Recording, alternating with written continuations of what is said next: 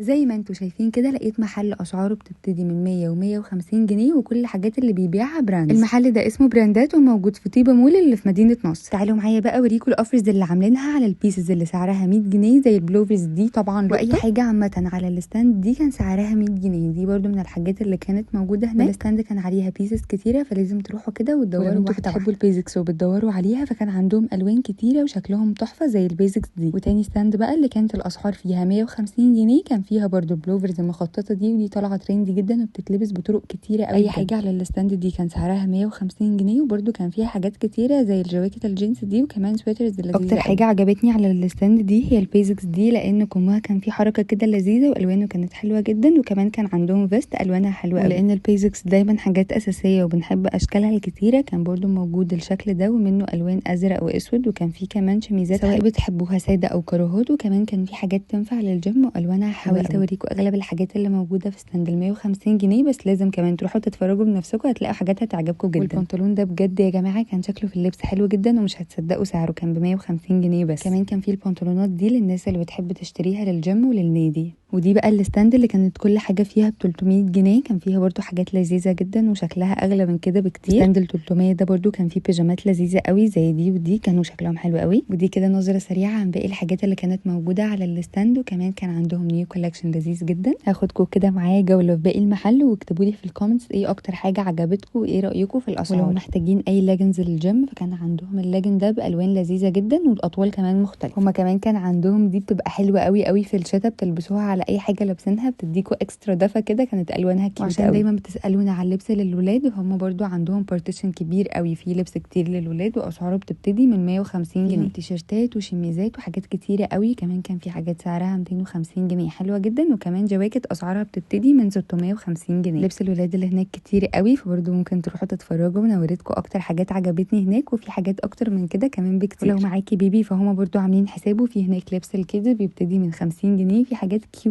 قوي فيها دراسز وبيجامات وكمان بنطلونات الوانها حلوه جدا. وريتكم برضو اغلب الحاجات اللي كانت موجوده هناك، وفي ترنجات على بعضها وكمان حاجات كده لوحدها. دلوقتي هوريكم كام حاجه لبستها من هناك وقولي لي رايكم في الكومنتس. جربت البس الكارجو بانز مع السويتر ده، وجربت الشميز الكاروهات ده من النيو كولكشن بتاعها، وعملت ستايلينج بسيط خالص للبنطلون ده عشان بجد لحد دلوقتي مش مصدقه سعره والماتيريال بتاعته حلوه ازاي. وكمان جربت البوب كالر ده لبسته مع جينز وابيض عشان اخلي شكله هادي.